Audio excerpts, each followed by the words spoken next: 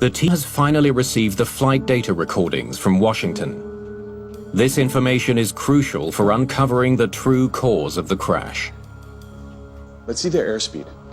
Okay.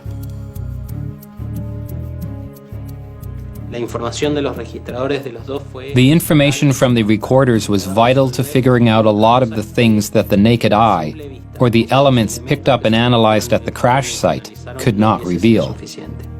Okay, look here. Their airspeed dropped to 129 knots, then 126 knots. They're in ice. They should be speeding up, not slowing down.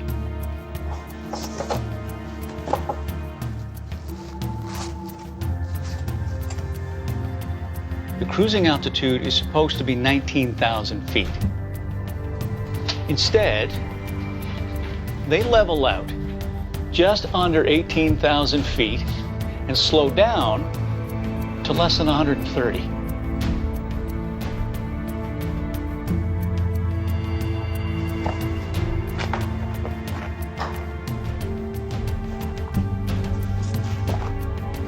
The aircraft flight manual says that when climbing in icing conditions, the minimum speed is 160 knots. They're 30 knots below that. Then they descend to 14,000 feet and slow again to 138 knots. And then they drop like a rock. It's immediately obvious to investigators why the plane crashed. They lost so much speed they stalled. The speed was progressively decreasing, which harmed the aircraft aerodynamically.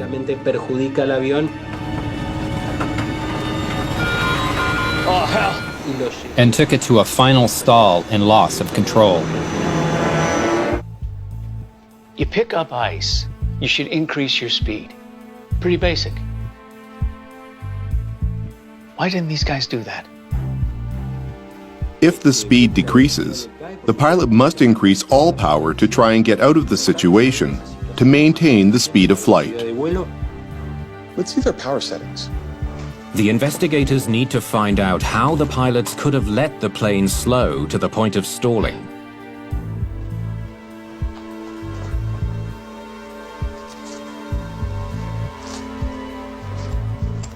$15,000 feet. This is where they should start increasing power for the climb. But engine power barely budges. They don't even have enough power to finish the climb. Nothing to worry about. We were expecting some light icing. Should be better when we get to 19,000. Once they stabilized on the 170 level, which was not the cruising level that had been planned for this flight, they did not increase the power. Instead, they let the aircraft reach that level and remain there.